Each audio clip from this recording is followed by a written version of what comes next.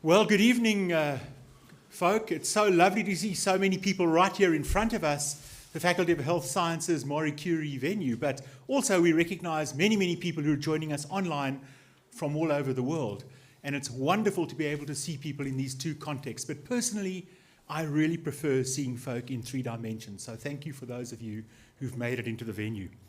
I also want to say my name is Ian Jandrell. I'm a Deputy Vice Chancellor. It's my privilege to have some level of interaction with this particular faculty. So I have the honor of being your host tonight and to be able to introduce to you the folk in the procession.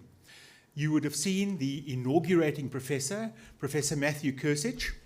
You would have seen the Dean of the Faculty of Health Sciences, Professor Shabir Mahdi, and then Professor Helen Rees, who you will meet later when she proposes the vote of thanks. But folk, we're here tonight to see the inaugural address of an inaugurating professor. In fact, our opportunity tonight is to confirm that Professor Chersich can in fact profess. And that's what we're all looking forward to. And of course, we have no doubt that that is the case because of the standing that he already holds in the academic community. But it's an opportunity for friends, family, and colleagues to see our colleague stand up in front of all of us and share his thoughts as the inaugurating professor. As I said, it's an absolute privilege for me to be able to host this evening, but what I'd now like to do is to ask the Dean of the Faculty, Professor Shabir Mahdi, to introduce the inaugurating professor. Professor Mahdi.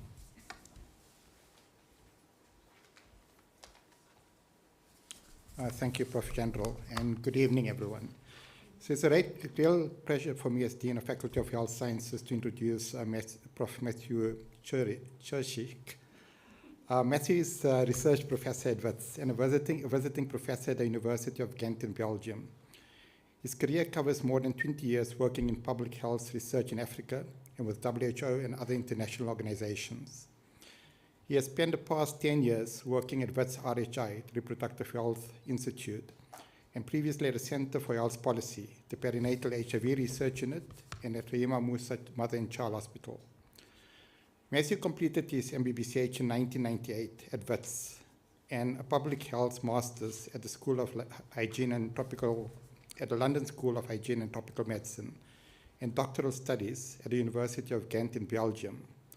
More recently, and Matthew, I'm not too sure what the relevance of this is, he studied the Italian language and attended a master's level course on Franciscan studies for 3 years in Assisi, Italy. Interestingly, he sees our medical profession as an opportunity to travel, and he has spent a fair amount of time in interesting environments, having worked in Durban, London, Geneva, Mombasa in Kenya, Ghent in Belgium, and Assisi, Italy. He maintains close links with WHO, having contributed to 14 WHO guidelines or monologues, and he was a contributing author to the Africa chapter of the 6th Intergovernmental Panel on Climate Change report. His work on climate change centers on assessing the impacts of climate change on maternal and newborn health, adaptation interventions, and climate activism. He's leading the NIH HEAT Center, a new data science initiative across Africa within the NIH DSI Africa program. To date, he has authored more than 190 publications with an H index of 53. So I think for anyone that has been around at Wits for the past year or so, many of you would become familiar with the name of Matthew and his agitation for Wits to become more proactive in terms of going green, as well as when it comes to issues of divesting from energy-intense companies. So Matthew, welcome, congratulations, and over to you.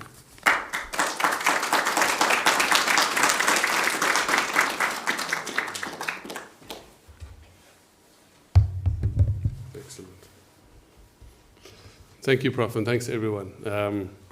It's very good to be here.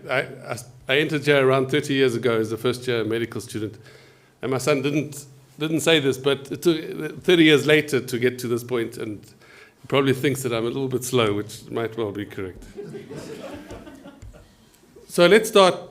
I want to start by just outlining this figure. So at the moment, the world is around 1.1 degrees warmer than in the pre-industrial period. So over the last 2 centuries, the world has warmed by 1.1 degrees.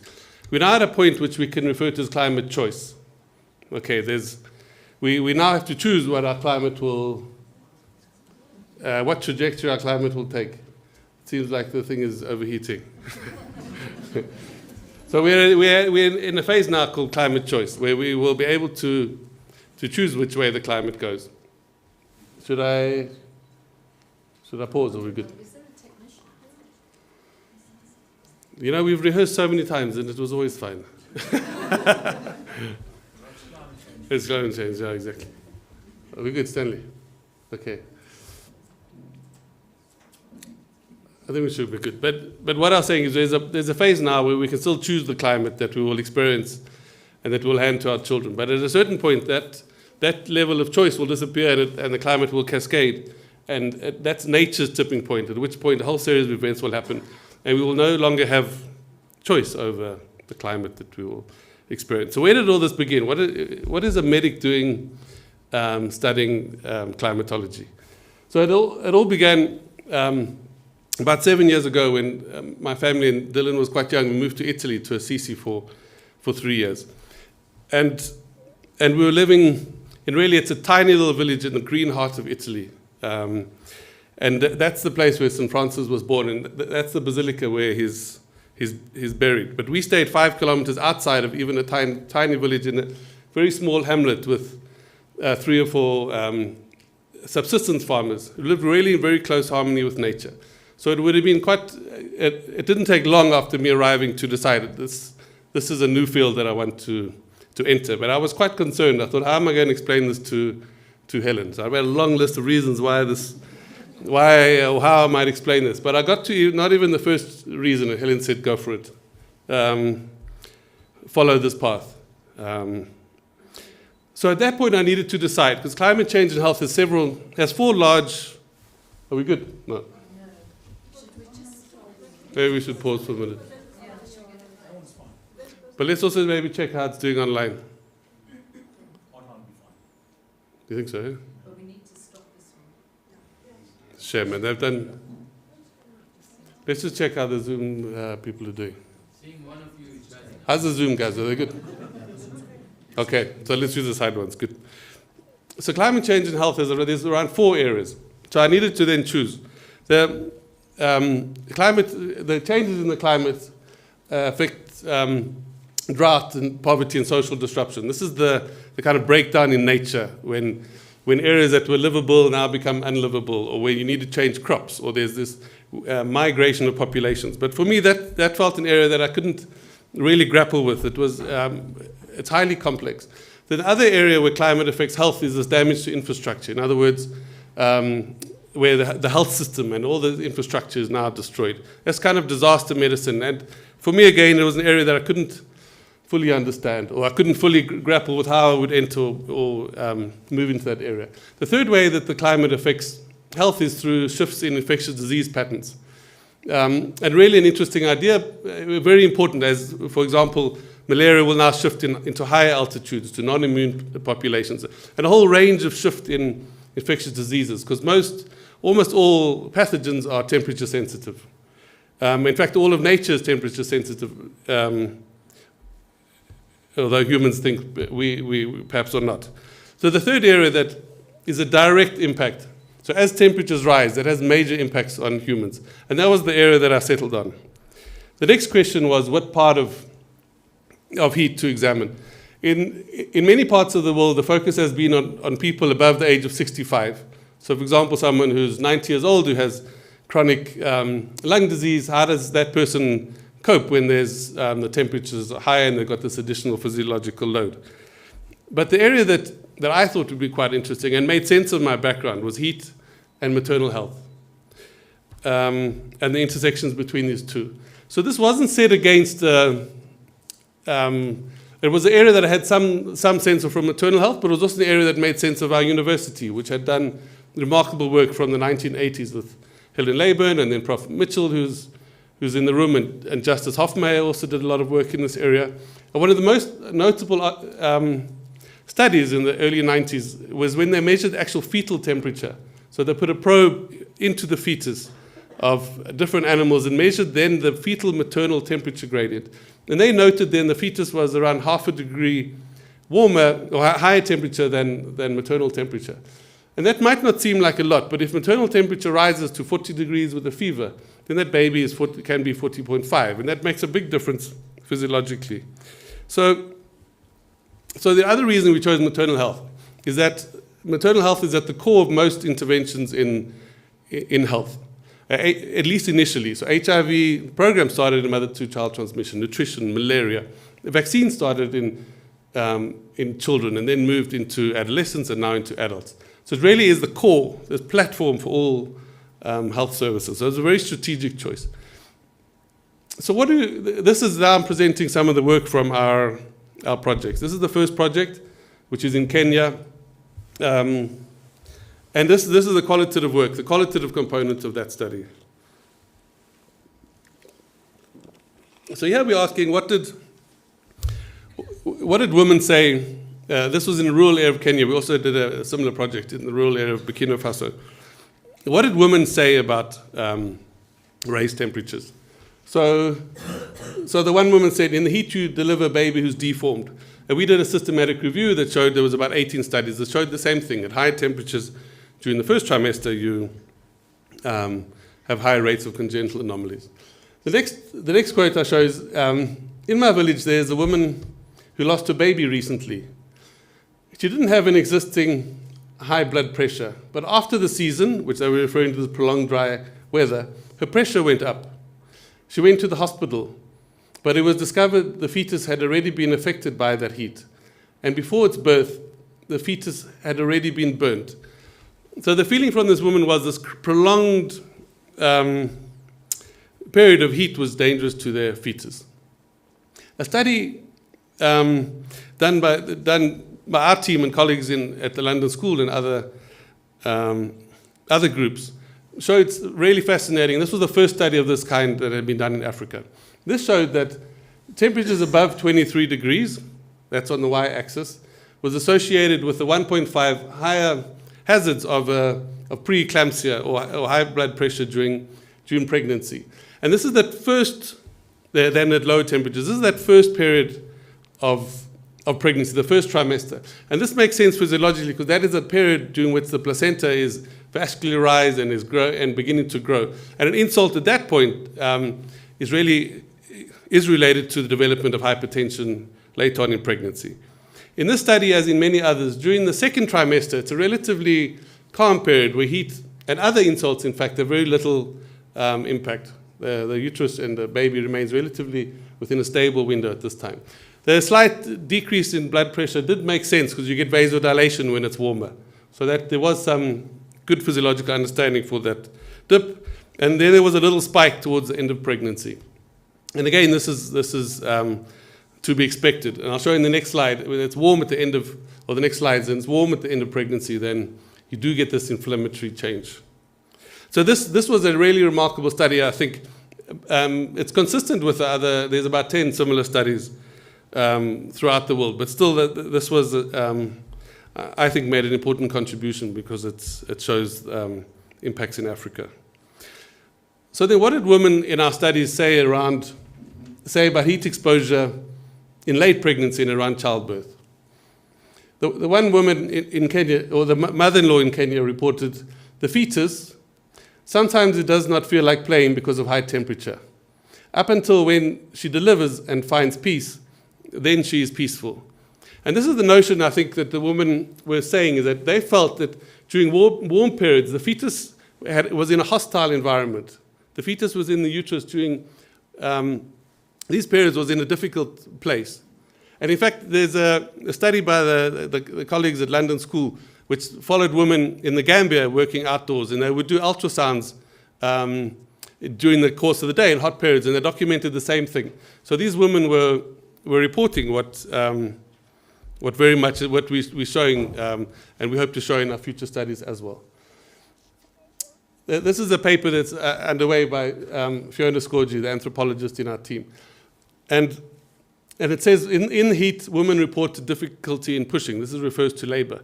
So there's a debate amongst the people working in this field. What part of pregnancy is dangerous? Is it the first trimester? Is it the last few weeks, or is it during childbirth? I'm really interested in the last few weeks of pregnancy. Someone like Justice Hofmeyr is really is leader in fetal medicine throughout the world, really. And his view is that intrapartum is the most dangerous. And there's others that feel the first trimester is the most important. And this has important implications for, over time, we will begin to advise women when is the most safe time to conceive. And it's probably around autumn, but the timing of insult will have important implications also for interventions, etc. So the next part I'm moving on to, again, heat in the third trimester. One of the women said, in the heat you can deliver a baby who has not yet reached its time. And here she's referring to preterm birth. So myself and others, we did a large systematic review and around 50 articles that looked at heat and preterm birth. And it's largely consistent that when it's warmer, in those last few weeks of pregnancy, your chances of going into labor early are raised. I'll show you one example of the increase in your odds of preterm birth during heat waves. And here, when showed in these studies, the findings were consistent of around a 1.16 higher odds of having preterm birth during a heat wave as opposed to other periods. So this is all very interesting, and that's the quantitative and the qualitative evidence, which seems to be consistent. But how would all of this happen? What would be the physiological mechanisms behind these impacts? So the first area is endocrine activation. So what I'm showing you here, there's 4 ways that heat might result in preterm birth. And the first is endocrine activation. During periods of hot weather, there's a large change in your hormonal milieu. The second area is oxidative stress. So this is the non-inflammatory stress. It's this heat shock proteins and a whole range of other inflammatory mediators that are released during periods of high raised temperatures. You also get changes in placental perfusion. So when you go through warm periods, the maternal circulation tries to protect the fetus against this warmth and restricts blood flow to the fetus. And there's a large shift in placental transfusion because that's the main avenue through which the fetus can dissipate heat. And the fetus is generating a lot of heat because there's a massive metabolic processes underway throughout pregnancy. So really changes in placental perfusion are also important. And the last area is of course infection. So when the temperatures are higher, you get increased rates of almost all infections, foodborne infections, waterborne, vector-borne. They all shift with temperature increase. So you might get a change in the vaginal microbiome. And in turn, there's this very important area which we are beginning to examine, which is around gene expression and epigenetics. So when there's a change in temperature, then you'd also get a change in the epigenetics, and that is what programs. It can have implications for programming of your future life. It's this Barker hypothesis that your well-being is then determined by your epigenetics or your in utero environment. So together, all of these 4 areas that I've described, they all result in inflammation, both maternal and fetal. And this is important because really inflammation is what triggers preterm birth. This is the biological tipping point, the factors that maintain women in pregnancy and the factors that then result in labor. These are remain in balance, in this very delicate balance. And the inflammation is what then triggers labor. It's a triggering or the pro-parturition occurrence. So heat is we hope to examine, there's pathways A to K. And in the study, you would look at all the biomarkers for each of these individual pathways and see how they change at higher temperatures. We've also looked at heat and infants, and this is an important area. The systematic review showed relatively consistent findings that at higher temperatures you get a change in infant health. We also then used that data to understand how many additional child deaths would you get in Africa as temperature rises. So very interesting and very important to look at both maternal and child health and heat. So will data science provide the answers? What I've shown you is you can see that there are areas that we're beginning to answer. There are quite a few pieces of this puzzle that are holding together. But there's a lot of information that's missing.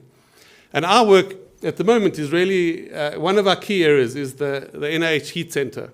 It's a large 5-year project with a team across Africa and 2 sites in the US, where we're using data science. It is called individual participant data, where we are pooling all trials and cohorts across Africa. All of that data gets pooled. And then you use data science to really understand these causal pathways in incredible detail. I see Scott Hazel is here as well, and he's involved in a similar project. And you really are trying to understand this in ways, and this will be the largest data science project in this area throughout the world. And I really hope that over the next few years we will be able to unpack all these key questions. So once we know that there's a large problem, and we know the problem will get worse as temperature increases throughout the world. So what can one do about that? What is the interventional framework? And we've developed this over the last year or 2. So we think the interventions need to be at multiple levels: the individual household, the facility, community, workplace, district, province, and international. And then acting on each of those levels are a set of components, a whole range of components that one can consider when designing an intervention. So the first one is the health system and new health services. So the current health system doesn't really have a cadre worker who understands climate change or understands heat.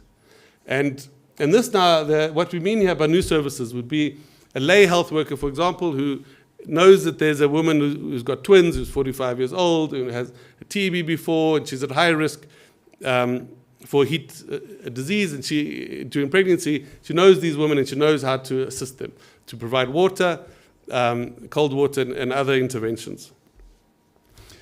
The second area is the built environment. This is a large focus of work. This is where you would take a facility that has a very poor heat resistance, or a household. And many of these, if you think of informal settlement or health facilities, many of them are around 4 to 5 degrees warmer indoors than outdoors. And that's a big problem if you're in labor, or if you have cardiorespiratory concerns, or if you're an infant. If it's warm out, if it's 40 outside, it means it's 44 degrees inside. So the built environment is clearly very important. Poverty reduction and equity is a key area to intervene on, and nature-based solutions. Here, this is often referred to as greening, or the presence of trees, or blue or green areas. And this is, if you have trees or nature-based, if you increase the prevalence of those, you really can lower temperature markedly. And the policy actions, and there is increasing policy at national and international level, and behavior change and awareness is the final area. And I'm going to show you an example of one of our projects where we are doing behavior change interventions. So if that's our framework, how would you then go about selecting an intervention? Okay? So the starting point is qualitative and quantitative research. And here you would have interviews with in-depth interviews or key informant interviews, and focus groups, focus group discussions, ethnography, and in some of these cases, the anthropologist or qualitative worker or field worker remains in the facility and examines the circumstances and what are the heat-related behaviors and water availability, etc. And then quantitative surveys. After that, we do thermal modeling. And here you're measuring temperature in great detail. So this would be among a pregnant woman, where you're measuring the temperature on her skin. You have swallowable devices to measure her core temperature. And we also measure the temperature then in the household. You measure both indoors and a few meters outdoors. And in facilities, in a similar way, you measure the indoor temperature. And then you have, we take weather station data and satellite data, called remote sensing. Further, the next step is then cost effectiveness, where we have this trade-off. You saw that immense framework of intervention, potential interventions. You've now measured what does the community say, what are the options. And you've considered, well, how would this building, if you did an alteration and put a window on that side of the building, how would it alter the thermal envelope? So you have to trade off these costs in your approach. And also we've started to talk about we need to take emissions into account in all of our work. And I think that's quite novel, and we've begun to add that to the package of ways we need to, the things we need to think about when selecting an intervention. Finally, we do co-design, where you have workshops with the beneficiaries, community members, and other stakeholders. And these have been done in both of our studies. You have a series of workshops with quite a structured approach to understanding and designing these programs. Then the researchers meet together and you finalize the intervention. I'll give you one example now of our work in Kenya, where our intervention has started. In this case, it's a single component intervention. Let's just finish the animation, marvelous. So this is the single component intervention. After the field work had been done and we understand the needs of the community, we then decided that the key focus would be on pregnant women who work outdoors in physical labor and until the late stages of pregnancy. So the woman in the picture, for example, would have to walk several kilometers every day, often more than once a day, to the source of water. So they'd have to refill her water container and carry that container then back to her household. So the intervention here was to get the community together and all the stakeholders, the mother-in-laws and the male partners, etc., and together to decide, is there not a way that we can change these structures and these behaviors through community mobilization, but also these repeated facilitated group discussions. And we had a video as well that we'd showed. We'd have a group discussion in the community to really try and shift behaviors. But that's a simple intervention. And the question is always, certainly in behavior change research, does a simple intervention have sufficient ability to overcome, to be effective? Or do you need a much more intensive intervention? So in our EU High Horizons project, which will start later this year, we do multi-component interventions. And these are now demonstration projects. So the first one is a little bit of effectiveness research. Now we're doing demonstration projects. That's the next level of work. And our study includes all those areas highlighted. We don't have any poverty reduction work. And here, the area that I would really like is pregnancy support grants, so financial support during pregnancy. We've done some work previously on that. And I think going forward, that's an area that I'd like to include in our work. So let me just give you one practical example of what this would entail. And this could be a household or a health facility. The roof we would paint in reflective paint so that the light gets reflected off. Greenery around the facility. You make windows, for example, water sprays, and someone who has the ability to, who has the knowledge, who can then assist women during pregnancy, for example. So that's the package of services that one might transform households or facilities. Then at a certain point, once we've got that evidence from either single or for multi-component, you then reach a programmatic tipping point.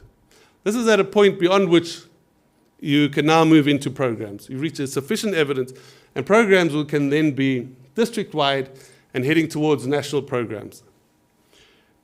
And this is a point where I think we're getting pretty close to at the moment, to really saying we need these district-wide. And this is analogous to the HIV PEPFAR or Global Fund projects. We have these really district-wide, and then of course after that you then move towards a national program. So at the moment in climate change, there's some funding concerns, particularly around health. And health has not yet been included in many of the climate change adaptation discussions or meetings or financial mechanisms. So I know the screen is small, but if anyone, let's shout out. If you see the word health, or if you find Wally first, then you must tell me. So health isn't yet included in any of the word health is not on the slide. And in fact, the two largest climate financing mechanisms, they both have around 250 agencies who are approved to disperse funds. So you have these mechanisms which contain funding, and then they get dispersed through agencies, UNDP, UNEP, a whole range of 250 agencies. But there's not a single health agency which is accredited to receive funding. So health hasn't yet entered that space, but has tremendous potential too, and I'll come back to that in a minute. So this is the Presidential Climate Commission in Africa. And again, I ask two questions. Can anyone, so those who are not from South Africa, this is a little bit of unfair competition, but can anyone see anyone who's from the health sector, or from WITS for that matter? Ah. That was in my speech, and my notes was when I was meant to take a drink of water. So there's a range of ministers and other stake players, but there's not anyone from health. There's also not anyone from WITS. But I blame the absence of WITS on people like Professor Muddy and Fenter and Glenda Gray and others. It's the last time government let them into these kind of command council and these other things. It didn't work out so well for them. I think they decided this is going to be quite a long time before they will include us going forward. So again, the question is, where's Wally?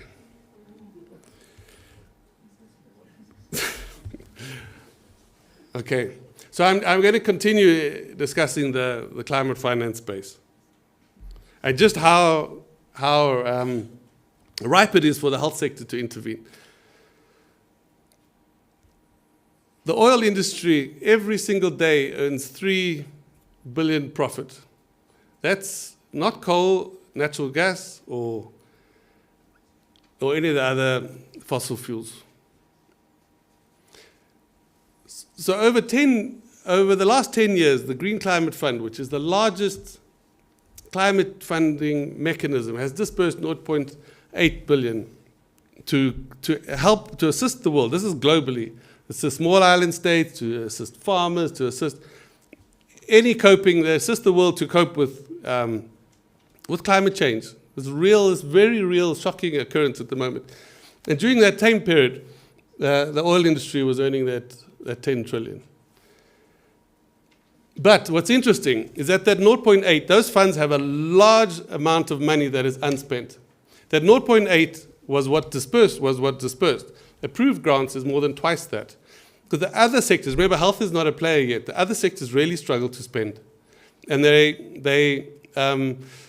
so there's very little demand. So health has never yet submitted an application for funding, and there's nothing stopping us from doing that. We've had quite a few interactions, and I've had several calls with the Adaptation Fund, the Green Climate Fund, and there's really and they really would welcome a health application. And in the health sector, we know how to run these programs. We have these platforms. Nutrition and other sectors, and housing and water, it's really hard for them to get projects together. We have these platforms. We showed in PEPFAR, for example, where we can spend, there's $9 billion have come through PEPFAR and Global Fund in the last 10 years. And in one project alone that WITS RHI is running, in two sub-districts, Ekurhuleni and Tshwane, that's $500 million that we have for those just two sub-districts alone. And that is not that far off what has happened globally. So there really is a massive demand and a huge gap that we could fill in the health sector. So one of the ways that we've begun to take up this challenge and to make these health sector projects is what's called the Chance Network. So this was conceptualized by myself and Sandy Luchters. It was after I'd been involved in evaluation with UNICEF. We tried to examine how did PMTCT, or the Prevention of Mother-to-Child Transmission of HIV, how did this land up being so successful? What was the key mechanisms? And the one thing that came through was getting all African countries together. We then developed common guidelines, a common strategy, a common communication with funders. It was really key to that process. So in one of our grants, the NBAL grant, we wrote in to have these annual meetings. I think it was 11 or 12 countries came together, very senior leaders, and Minister Barbara Creasy spent 2 hours with us discussing and how can this mechanism work across Africa. And I'm really convinced that this is the way forward, and we have about 4 to 5 years of funding to really take this approach forward, which I really think is key. So I have two main conclusions to make. The first is that we really need to rapidly build these research teams on climate change and health in Africa. Africa is the continent that is worst affected by climate change. It's the least responsible for emissions, but it also has the least ability to adapt, or the least capacity to face the onslaught. It also, unfortunately, has the least ability to secure financial reparations or to secure financing. And climate change has this really thick strand of climate justice to it.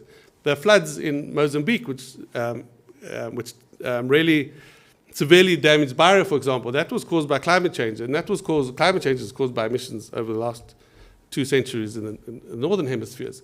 And yet Mozambique was left to carry that as a debt. There's no sense of reparations. There hasn't been a sense of reparations in slavery or colonialism either. There's a real sense of bygones, or let's forget about what's happened. So it is really important to build these research teams. There's massive gaps in knowledge. And unfortunately, this shows how challenging this will be. So this is the set of research centers on heat and health throughout the world. It's 2 or 3 years old. But it still shows the challenges that we face in this field. And remember, Africa is the most affected. There's many parts of Africa which were unlivable. If you think of the Sahara, and those areas are rapidly increasing, areas of unlivability increasing, but also unworkability.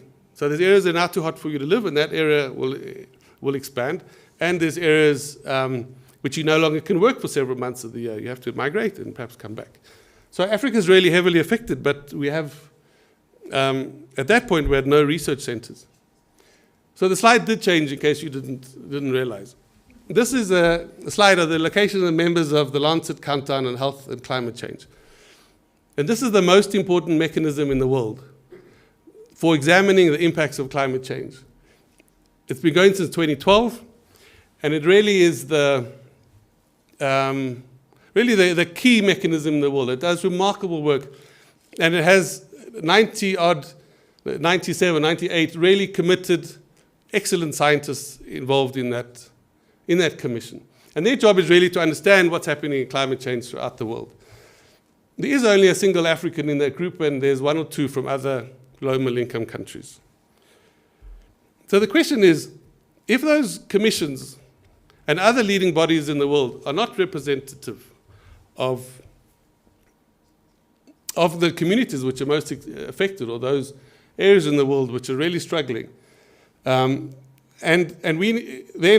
are they really fully able to understand the conditions of that is happening in Africa?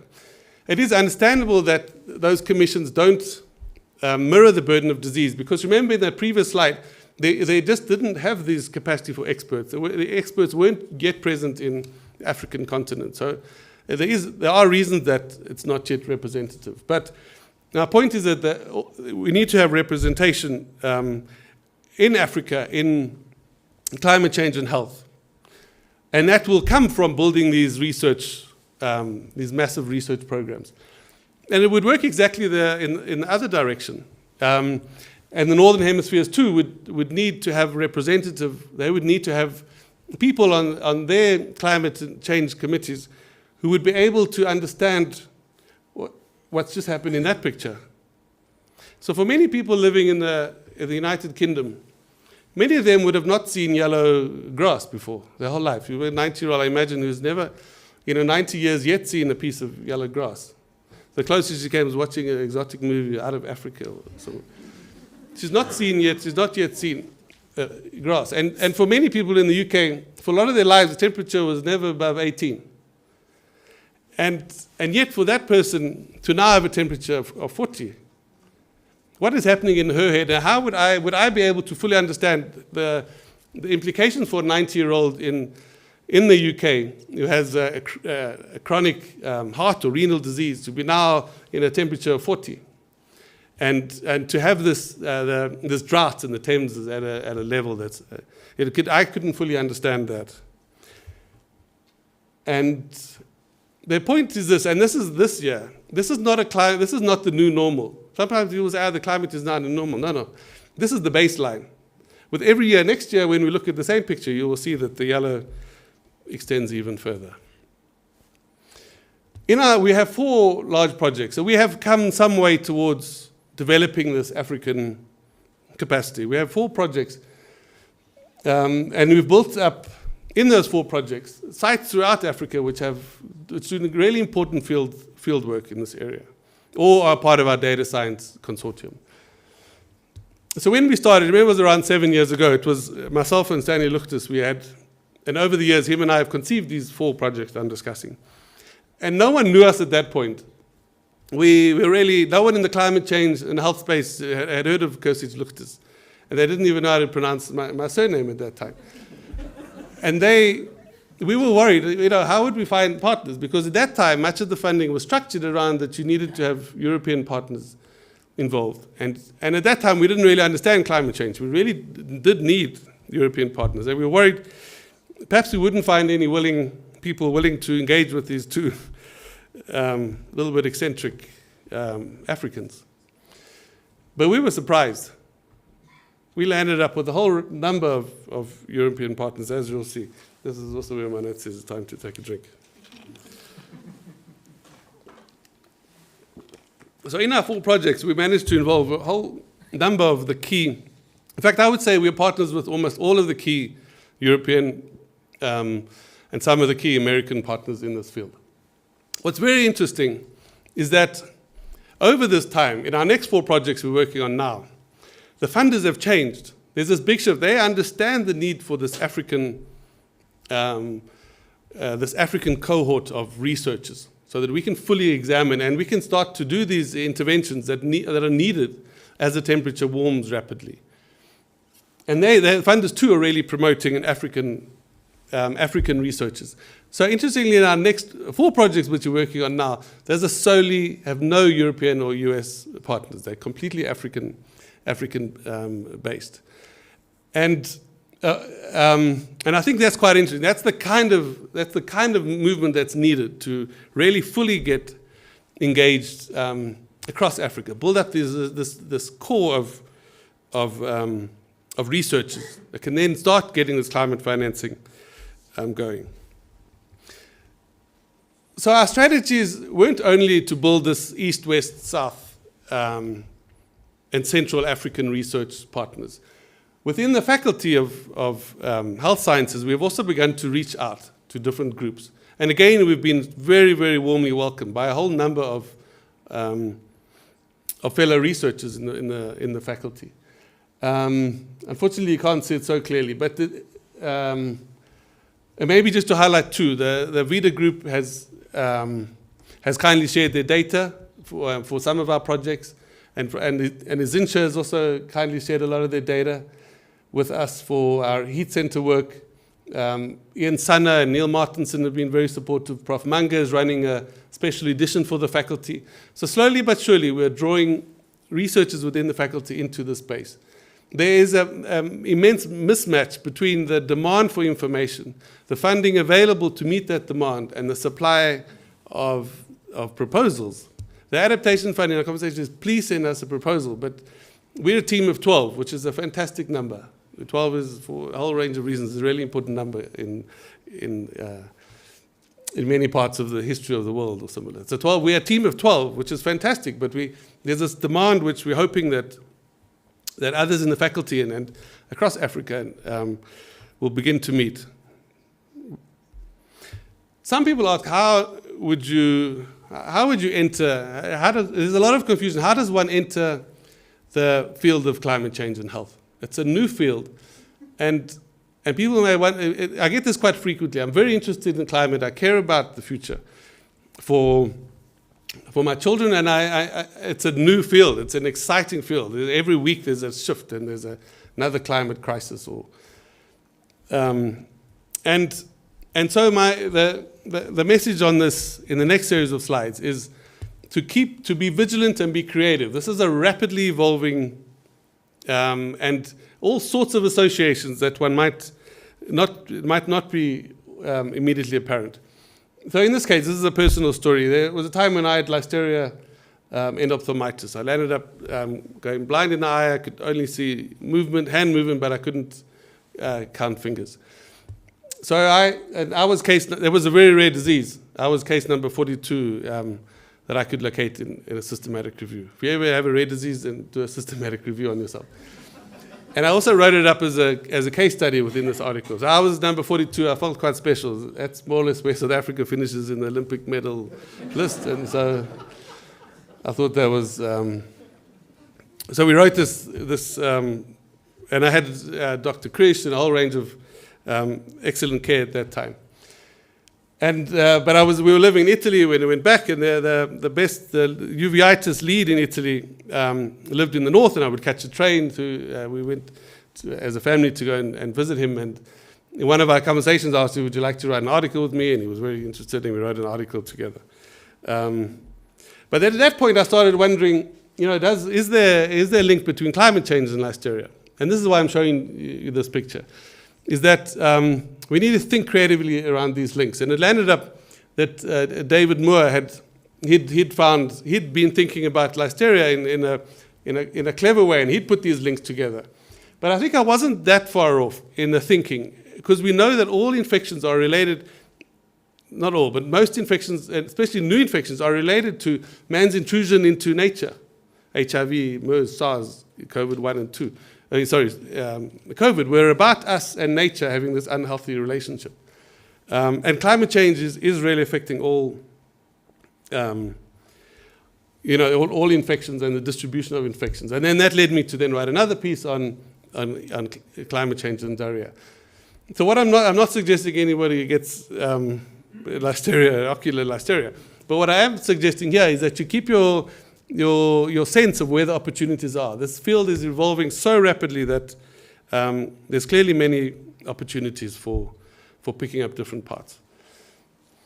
And so there'll come a point in the College of Medicine or in the deanery where there'll be a tipping point, I think. We'll carry on increasing our work, and we'll take on more and more interesting things. The climate will continue the natural world will continue to break down. And there will come a certain point where I think the field of climate change will really expand. We'll have our own department of climate change. And in time, I'm hoping that we'll join one of the colleges and become a college of climate change and health over time. That's my vision for this expansion. So this is my final conclusion, is that really public health is about more than just treating a disease. Our work in tobacco, was it really about just treating lung cancer and emphysema? In alcohol, do we just do liver cirrhosis? Or is it around tackling what are the causes of this disease? We tackle the alcohol industry, we tackle tobacco industry, etc. And this for me applies in the exact same way, that we can't, as the health profession, solely focus on treating the manifestations of climate change and health. It's the exact same logic. We need to get involved in the prevention. And in this case, the prevention is around tackling the fossil fuel industry and its proponents. And the health sector, I really believe, is very, very well suited to do this, because we understand the tricks and the tricksters of industry. We know from when one is dealing with the pharmaceutical industry that you can get tremendous value from research with them.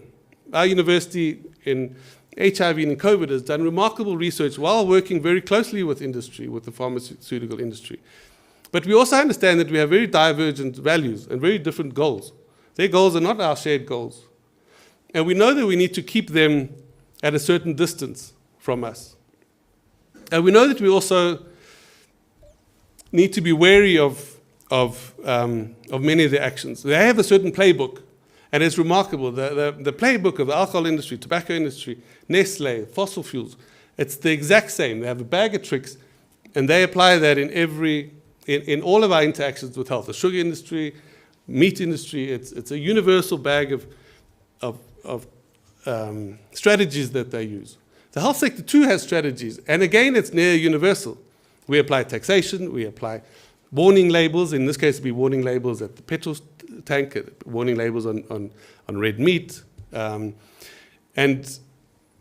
we know we block advertising. We've learned a whole range of strategies to control industry. We also know the boundaries between us and industry, and just how important it is to maintain these boundaries. And I want to give you two things to think about as they relate to Wits University. And to take maybe one step back from that, if you have to think, where will this change come about? Sorry, let's take one step back. The world needs this incredibly massive change or shift in behaviors, in energy source, in almost all spheres of life. We need to change markedly. So who will drive that change?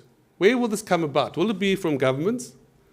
With that amount of oil money floating around, is it realistic to believe that the governments are not pliable in some way to this amount of money that's moving around? And I think it's clear that would be naive to think so. Will it come from the general public?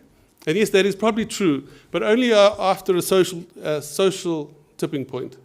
Only at a certain point, once the world, like with tobacco, everyone was smoking, but at a certain point, there was a social tipping point for tobacco, drinking and driving, etc.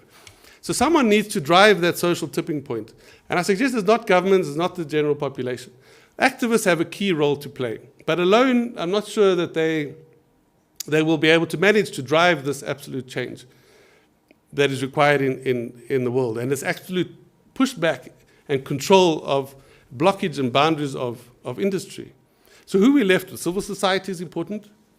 But in my view, it's really the intelligentsia, it's the universities, it's the academics, are one of the few possibilities for making this change. And remember, it's climate choice. We have about 10 years before it becomes climate cascade, after which point we have very little control. So in these 10 years, in my view, it's really the universities have a key role to play, and particularly I think the health faculty. So back to my question around Wits. It's complex, but I want to give you two examples. The first one is that the vice chair of the council is from Sasol, and now Sasol is a complex a fossil fuel company. They one of the world's largest emitters. They produce more emissions than Sweden and Kenya combined. And they're also a company that is pretty lax when it comes to emission controls, to meeting standards. They also enjoy government subsidies. And of course, we know government subsidies should really at this point be channeled towards renewable energy. It shouldn't still be going to fossil fuel industry. So Sasol is really a problematic company in many ways. And is this really the kind of company that the university, the people leading this company, is that really the kind of organization we should turn to for complex philosophical questions or complex questions? And what are the optics of that? The second point I want to raise, and this is really important from the health sciences perspective, is we understand the dangers of misinformation, of denialists. We know the dangers of Dr. Roth and President Thabo Mbeki, these denialists, how much damage they cause. We know from COVID, how much damage does vaccine denialists cause?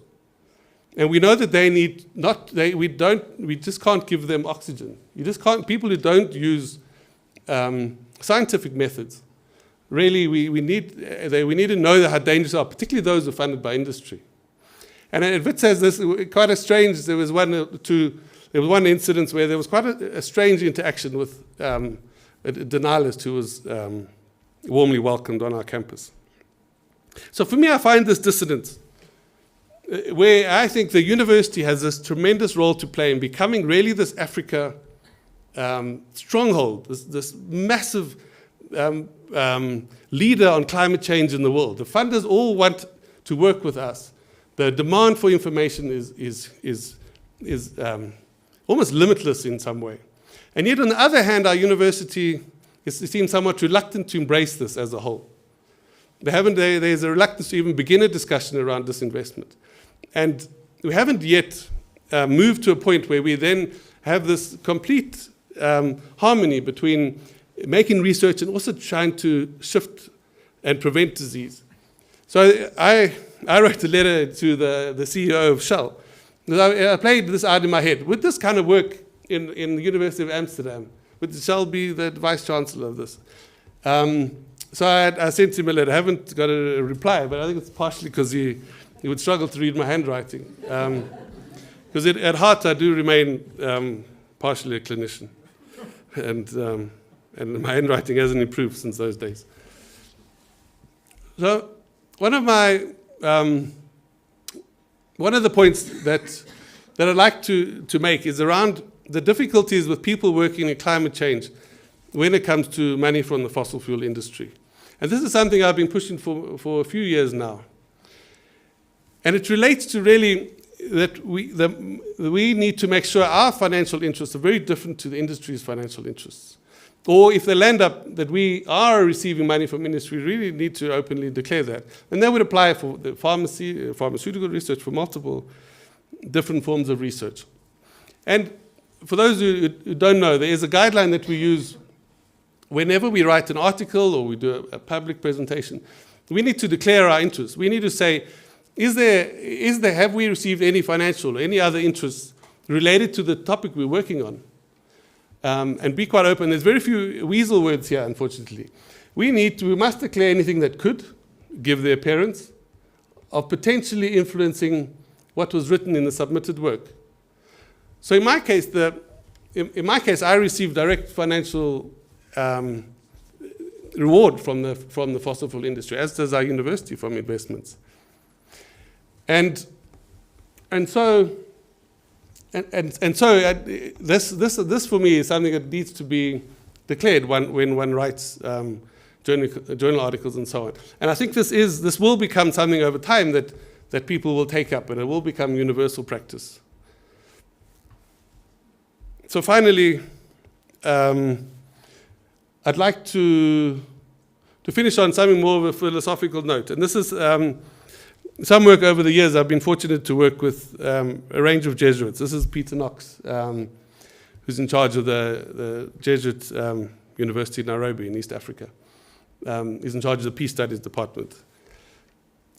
So it comes down to really kind of, this is a decision that humankind needs to make at this point. Is nature our slave, our master, or our family, really? So the ancient religions, one thinks of the Egyptians or many of the religions in North America, the traditional religions, they worshipped nature. The Egyptians had a god of the sun god. Worshipped there, they had great value, placed great value on the Nile River. Some religions worship mountains and nature. Those religions revered nature and saw ourselves as somehow the subjects of nature or dependent on nature, dependence. But somehow there was an interpretation in Judeo-Christianity of man being in dominion, that we are the masters of the earth, and the earth is our servant, or in fact our slave often. Many would say we have an abusive relationship with nature.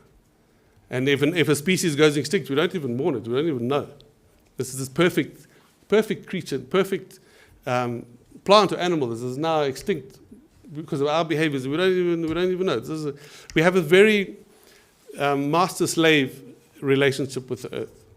And that is really what underlies the problems that we're facing. This underlies climate change and many other problems. There's a third way, and this is what St. Francis said in much of his writings. So he spoke to nature as a family. He had brother, sun, sister, moon. And he spent a lot of time with nature and speaking to nature in harmony. And as this image of a family, which is a loving relationship he had with nature. He was considered the first Christian environmentalist. And really, that's the kind of relationship I think that we need to build as a world. Because ultimately, if we continue this notion where we think that we are in charge and that nature is our slave, we will learn one way or the other that isn't the case. Nature is showing us that actually she's in charge, as much as we would like to think that's not the case. So Greta Thunberg had this very beautiful analogy that Humans think that the world is an infinite jar of cookies, that we can just keep eating. We can eat the forest, we can eat the rivers, we can eat the fish. We can just keep eating from nature, and somehow nature will just keep replenishing itself. This goes back to the climate choice analogy. If the right is the temperature of 1.5 increase. Remember, we're at 1.1. So when we say 1.1, that's the average increase. You then get these bursts of heat waves. They're two separate things. So it's inevitable that we will reach this 1.5. It seems there's no other pathway where it doesn't happen that we reach 1.5. In other words, 0.5 above where we are, and these more intense heat waves. If we carry on eating from this cookie jar, we'll end up at 2 degrees warmer. And you can see in Africa, many parts of Africa will warm at twice the global rate. So that's 4 degrees warmer than pre-industrial time. And if we just continue on this current trajectory, and by the way, there's been absolutely no change in emissions. They keep increasing, the relentless increase. So we really are on the current way that humans behave. We're on that trajectory towards that 4 degrees. And at that point, many, many parts of the world are unlivable. So really what we do need to do, and I brought this with, this is how we think things are. But this is the reality of the situation. Really down to our last few biscuits. And at this point in time, we really need to stop the eating. And the question us as a faculty is, what does that really mean practically? And how do we start doing this disease prevention? To stop the eating before it's too late. And indeed, that's also linked to stop the meeting. But that's a story for another day, but equally important to the fossil fuel industry. So it comes down in a way, what kind of world are we going to hand to our children and to our grandchildren? And ultimately, it's very difficult for individuals to make that choice. It's a systemic thing. So we're the ones who need to fight that system, and we can. We've done it before. So that we make sure that the world is at least mostly habitable for our children to come. So I'd like to acknowledge the large number of partners who've worked with us. And over the last 7 years, as I said, we've built up really fantastic relations across the world in our project so far. And these are funded. We've got a whole range of very generous funders who've backed our team. Really, we started from scratch, and somehow they saw the potential in our team, and we've developed really strong relations with our funders, especially with the NIH, who fund 2 of our projects. And then, of course, within WITS RHI, as I said, Helen Rees has backed me from day one. She didn't even think about it for a minute, I don't think. And of course, Gloria, who's my director now, and the whole team, the WITS Directorate. We started with the WITS Directorate, but at some point we'll hopefully have the WITS Department of Climate Change.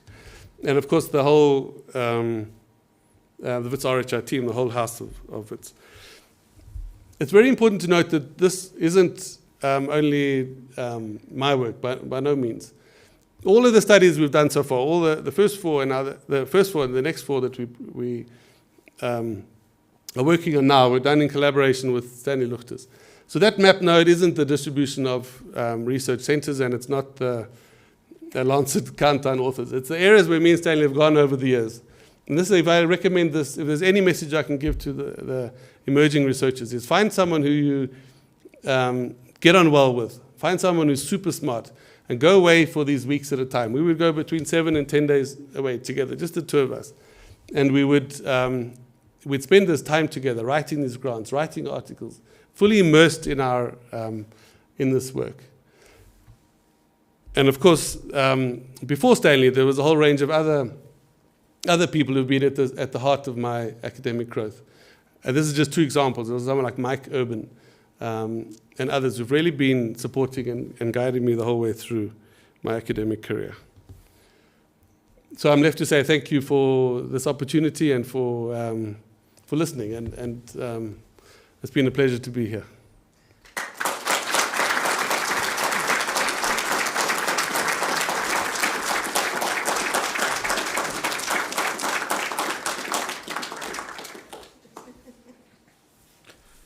Thank you, Matthew. A very provocative talk. And I think it raises a number of issues, which, as you correctly point out, it's not just for the faculty to address, but for the university to address.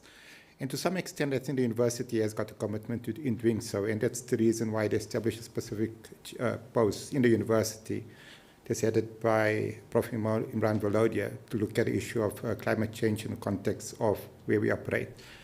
So at this point, I would like to invite Prof. Helen Rees to give a vote of thanks, after which we will invite you to join us for refreshments outside. Thanks.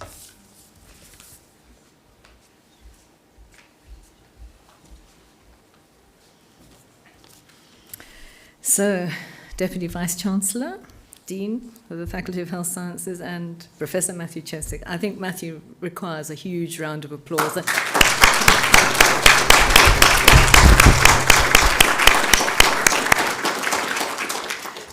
So I think the first thing I would open up with, given that you ended on Wits, was that last week I was chatting to the Vice-Chancellor, and I think, Matthew, to know you is to be frightened, because Professor Vilakazi said to me, there's the inaugural lecture coming, and he said, Matthew? Matthew, also couldn't pronounce your surname, but he said, he gave us such a hard time, but he really put pressure on us, and he talked about your activism. And then I said, no, but you're a really good academic as well. So I defended you. But it was interesting that his reflection was about the passion and the activism that you have drawn attention to this issue for Wits, and he really recognized that.